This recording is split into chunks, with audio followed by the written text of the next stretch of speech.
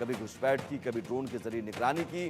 दो मेहमान हमारे साथ जुड़े हुए हैं, मनन द्विवेदी विदेश मामलों के जानकार और मेजर जनरल रिटायर्ड अनुज माथुर डिफेंस एक्सपर्ट हैं। अनुज जी, सबसे पहले मैं आपके पास आना चाहूंगा। जनरल साहब, ये जो ड्रोन है इसकी तैनाती पहले पश्चिम बंगाल के पास देखी गई, अब ये मेघालय के पास देखा जा रहा है। ये ड्रोन की तैनाती का मतलब क्या है? देखिए, मैं एक बात बताऊं कि बांग्लादेश, ये भी आपके चैनल पे 3-4 बार मैं ये बात रिपीट कर चुका हूं, दोबारा करूंगा।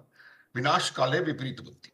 उनका उनको ये मालूम नहीं है कि भारत से युद्ध करना उनके लिए संभव नहीं है।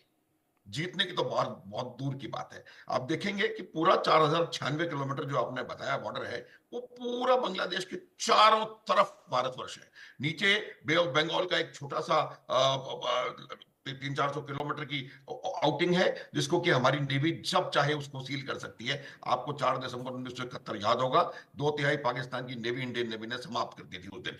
तो अब वो बांग्लादेश क्या करना चाह रहा है कि वो इससे मैसेजिंग दे रहा है कि हम लोग, हम आगे तैयारी करेंगे। और वो मैसेजिंग कहां दी जा रही है? एक ड्रोन पश्चिम बंगाल में, एक मेघालय में।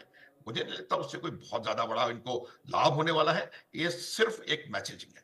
तो लेकिन हमको कंप्लेसेंसी का कोई मतलब नहीं है। हमें याद रखना पड़ेगा कि उस ड्रोन का कोई और मकसद तो नहीं है। मुझे लगता नहीं, लेकिन संभव है।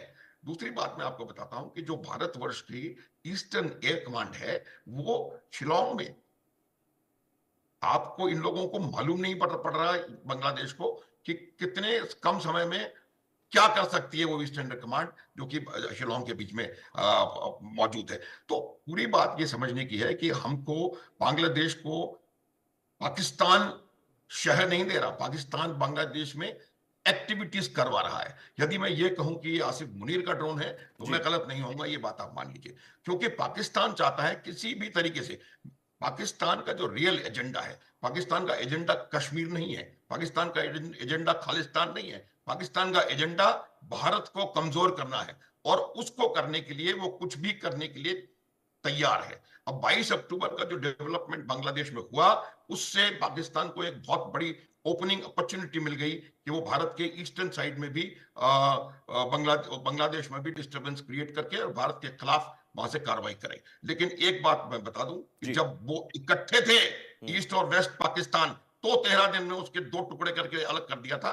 तो मुझे नहीं लगता कि पाकिस्तान, बांग्लादेश का कोई इसमें भला होने वाला है। उन लोगों को, वहां के जो लोग हैं, जो समझने वाले व्यक्ति हैं, उनको इसका प्रयास करना चाहिए कि जो भारत विरोधी गतिविधियां वहां हो रही हैं उनको समाप्त किया जाए। क्योंकि आप भूगोल, अटल बिहारी वाजपेयी बकौल, भूगोल नहीं बदल सकते, आप कुछ भी बदल सकते हैं। और जब चारों तरफ से आप भारत से घिरे हुए हैं, तो बिल्कुल मुझे बिल्कुल, लगता नहीं कि वाजपेयी जी ने आप कहा कि ना दोस्त ना मिलिट्री, दोस्त हम एक बदल मिनट ना, सकते हैं, पड़ोसी नहीं। तो हाँ, पड़ोसी। ना मिलिट्री, हाँ। ना मिलिट्री रूप से पंगा ले सकते हैं, ना इकोनॉमिक्स से पंगा ले सकते हैं। आप इकोनॉमिक्स ट्रेड करेंगे कैसे? हाँ। इतना अच्छा बांग्लादेश का ट्रेड और उनका इकोनॉमिक डेवलपमेंट हो रहा था। हाँ। वहां पर कई पैरामीटर्स में इंडिया से बेहतर इकोनॉमिक डेवलपमेंट हो रहा था वहां पे। ठीक। वो तमाम खत्म हो गया। ठीक है जो मनन द्विवेदी एक, जी, लेकिन यहाँ एक और जो डेवलपमेंट है, 78 बांग्लादेशी मछुआरे पकड़े गए हैं और वो भारतीय समुद्री सीमा में प्रवेश कर रहे थे। दो जहाज, एक लैला और एक मेघना, दोनों जहाज पर सवार थे, दोनों नाव पर सवार थे।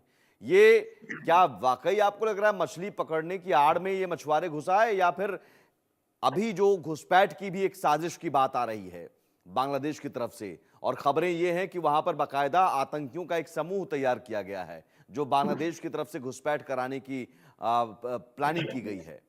तो क्या वो इस प्लान का भी हिस्सा हो सकता है और ये खतरा भारत के लिए? मुझे ऐसा लगता है कि भारत के ऊपर खतरा 1971 से ही मंडरा रहा था। हमने बांग्लादेश को आजाद तो करवाया, पर फिर भी हमें ये बात नहीं बोलनी चाहिए कि पाकिस्तान और चाइना के लिए एक बहुत बड़ा स्टेजिंग बोर्ड की तरह बांग्लादेश काम करता रहा है। और सबसे बड़ी बात तो ये है कि हम अगर वहां के उसमें देखें, जी। जी। संविधान में देखें, हाँ। तो दो जगह इस्लाम शब्द का वर्णन है। हाँ। पहली बार है प्रियम्बल में, बिस्मिल्लाह इस्लाम रहीम।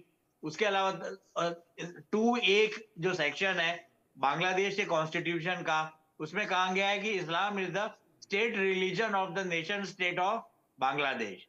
हम यहाँ धर्म की बात नहीं कर रहे, पर मैं कहूंगा कि बांग्लादेश बहुत वर्षों से जब से बांग्लादेश ओरिजिन में आया है, वो आईएसआई और चाइनीज सिक्योरिटी एजेंसीज के लिए एक खुला मैदान की तरह है। और उन्हें बांग्लादेश की कई सरकारें, भले ही वो बांग्लादेशी नेशनलिस्टिक पार्टी हो या अवामी लीग हो, ठीक है। शेख हसीना हो या कोई और हो, एक तरीके से स्टेजिंग ग्राउंड की तरह काम करते रहते हैं। हाँ। तो मुझे ऐसा लगता है कि अमेरिका से जी। हमें यहाँ पर सीखना चाहिए। हाँ। आप ये देखिए कि इस तरह की कोई ड्रोन की घटना या कोस्ट लाइन पे मैक्सिको न कर सकता है, न कभी करेगा अमेरिका के लिए।